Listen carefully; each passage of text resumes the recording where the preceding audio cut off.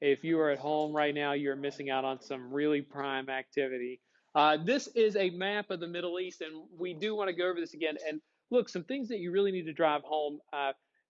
When we were the other day, you were reading about the Middle East, and we said, look, what major mistake did European nations make when they drew the borders for the Middle East, the new Middle East? Not you. What was the big mistake they made? What did they not take into account? What is it? Not that. Help them out, Toby.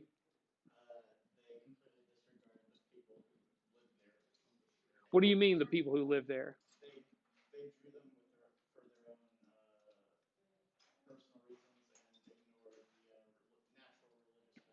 All right, they didn't look at the ethnic and religious boundaries of the region, and they said, let's just divide them up into areas that we feel comfortable with. Okay, and that was a big problem. Iraq, Jordan, Syria, Saudi Arabia, the border with Iran and Turkey, they're like, we'll just draw up the borders how we see fit. And particularly the area that's the most contentious was Palestine. Okay, and remember, Palestine, the British had made a huge mistake during World War One. Who did they promise this land to? This should be an easy one. Who did Great Britain promise that land in Palestine to? Who is it? Kaiser, do you remember this one? The Jews. But then they turned around and did what? They promised it to the Arabs also. They made a promise to the Jews at the Balfour Declaration and said, "Hey, ultimately, we are going to promise you a national homeland in Palestine." And they also promised the Palestinian Arabs that same national homeland.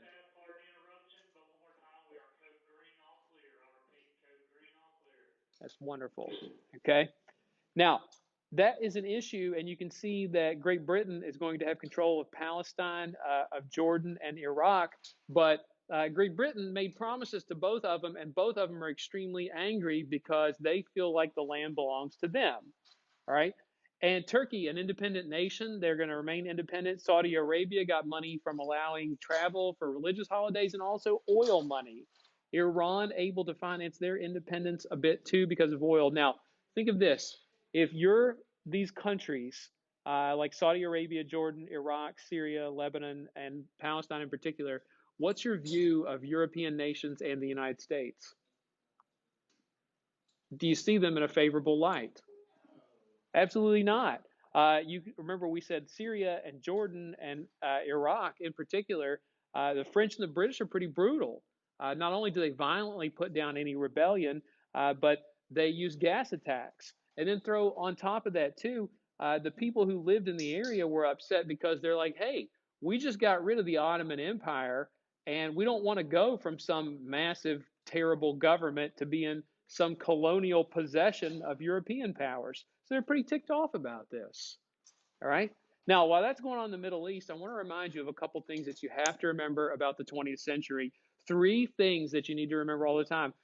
There's always a battle of ideas or isms. Okay. We mentioned nationalism, imperialism, all right, militarism. There's always conflict going on. World War One, a massive conflict where you got 20 million people dead and millions more injured or wounded, land changing hands, people bitter about things, and exploitation, colonial exploitation. And then remember, what did Great Britain and France insist on doing to Germany in the Treaty of Versailles? Punishing them really harshly. All right. This is what Europe looks like after World War One's over. You can see that all the big empires got broken up. Okay. And they tried to put racial and ethnic groups with one another. The Slavs all got thrown together in Yugoslavia. You see Austria and Hungary are separated. The Poles got their own homeland, and Germany's greatly reduced. And you're going to see some other changes. All right. One of the biggest changes in Europe is going to have to do with isms. And we need to mention a couple baseline terms for you here. The first one, okay, and this is one specifically spelled out for you: capitalism, an economic and political system in which a country's trade and industry are controlled by private owners for profits. Right? We live in a capitalist system where here if you want to start a business and run your own business, are you free to do that? Absolutely. Heck, they even make it easy on you now. Getting access to a bank loan is probably easier than it ever has been. A halfway decent plan will get you a bank loan.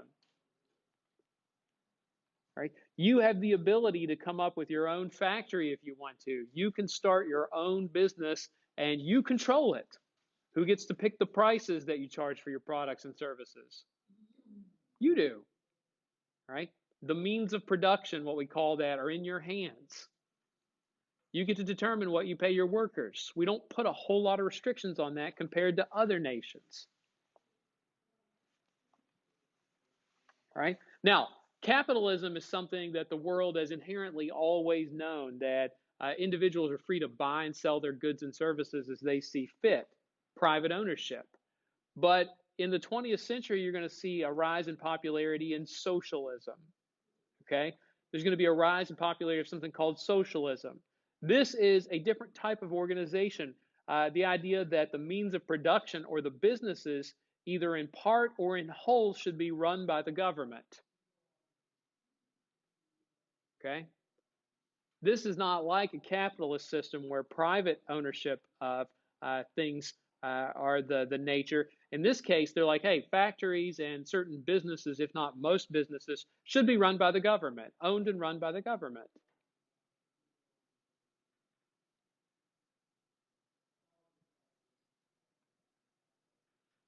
Right? Socialism is popular in a lot of countries, and when do you think people would be willing to turn away from capitalism and go towards socialism, where the government is running things and not private businesses? Let me rephrase that. What do we say was the big problem in the Gilded Age in the United States?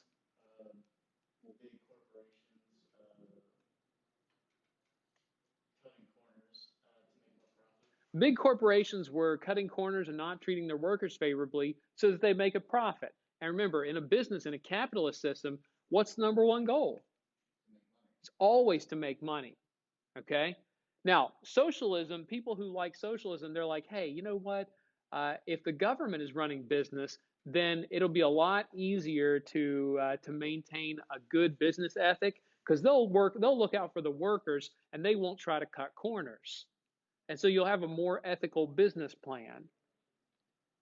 All right? So you got capitalism and you got socialism. Once again, isms are going to rule the day. Battle of ideas.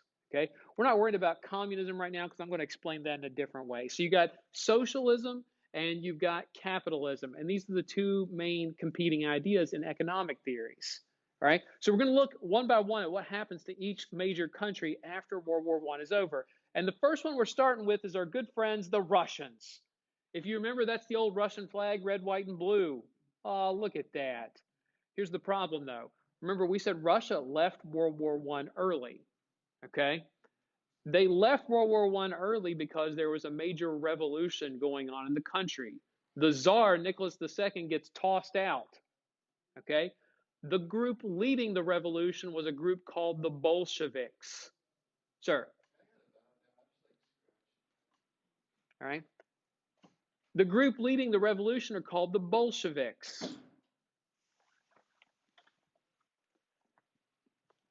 Now, the Bolsheviks are unique in a lot of different capacities.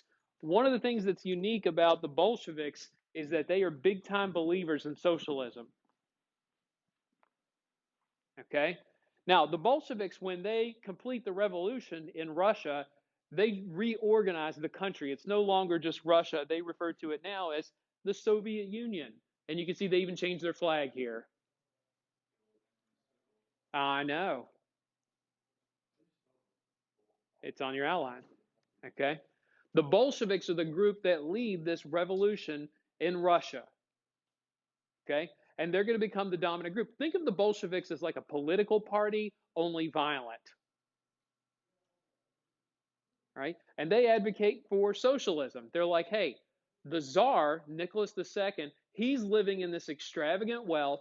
He is ultimately pushing us into World War I, where we really didn't have any business going, and the country has gotten way out of hand. The peasants are dirt poor. They don't have anything. Most of the peasants in Russia didn't have land of their own, and they're like, you know what? maybe having the government run things and treat people equally will be better than the capitalist system. Okay? Now, the Bolsheviks are known by their symbol here, a popular symbol, the sickle and the hammer. And we'll get to that in a second, why they appreciate the sickle and the hammer so much. Okay? But when you see that sickle and the hammer, think socialists, Bolsheviks. All right? Now, here's the idea. The socialist idea, along with the communism, okay, with another ism, socialism and communism, those were ideas about economic systems that came from a guy named Karl Marx. The Bolsheviks, they borrowed their ideas from a guy named Karl Marx. Okay? By the way, this is the Soviet Union, and you can see that it incorporates a huge tract of land. It's easily the largest nation in the world, even though a lot of it, it's not very habitable, meaning that you can't really live there. It's a lot of it's frozen tundra. All right? So it's this massive nation, and look, the Bolsheviks, when they take over their country, they got their ideas about socialism and communism from Karl Marx. All right, here is an image of Karl Marx. Karl Marx is a German philosopher. Okay, interesting. The Russians get their ideas from a German philosopher here. Now, Karl Marx had a lot of different ideas, and he said there's two classes of people. Okay, one group of people, the bourgeoisie. And remember, Karl Marx lived in a time where basically it was just capitalism. He said there's two groups of people in a capitalist society. One, the bourgeoisie, which is just a fun term to use. Okay? So you got the bourgeoisie. That's the business owning class, the wealthier people. All right? The bourgeoisie. Those are the wealthy people in a capitalist society, the ones making all the money. Okay? And he said your other class of people, he called the proletariat. Those are the working class people, right? The ones who are laborers, who they do most of the work, but they don't get most of the money. Okay? So there's two classes of people.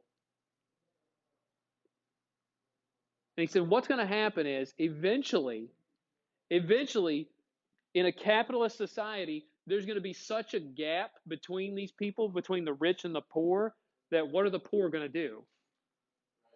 They're going to rise up and they're going to violently overthrow the system, because even though the bourgeoisie have all the money, what does the proletariat have? They've got more people. Okay? And he says, look, when this gets out of whack here, when these people are making too much money and they're not sharing it with these people, the working people, right? There's going to be class warfare. Okay? And he said, hey, ultimately, the Bolsheviks, obviously, who did the Bolsheviks see themselves as? They're like, we're the proletariat, and we're getting rid of the czar and all his bourgeoisie friends. All right? And look, when they transform Russia, they're like, hey, it's time for the government to take control of the means of production. Okay? And the idea was, he said, what we want to do is, he said, we want to take people from capitalism. Okay? He said Russia was in a state of terrible capitalism. And he goes, we want to move them directly to socialism. Okay? And he said, look, even socialism, that's not the end goal. Okay? He said the end goal eventually is to get them to communism. All right? He said that's the end goal. But he said this right here is hard to get to. Communism's hard to get to. And look, communism is what Karl Marx and other people like him believed. He said you could eventually get a society where you teach people to work to the best of their ability, you find what people are good at, you make them do that job, and then they take whatever resources they need. So like, for example, let's say Ramiro was really good at, let's say you're good at medicine. We're going to make you a doctor, okay? It doesn't even matter if that's what you're good at. Okay, excuse me, if that's what you want to do. That's what you're good at. So we're going to utilize you in that way. And you go be the best doctor that you can be. And you'll be happy doing that because that's what you're good at. All right? That was the idea. And they said eventually people will be so happy working, you won't even have to tell them to work. We'll pick up with communism and how that idea operates on Wednesday.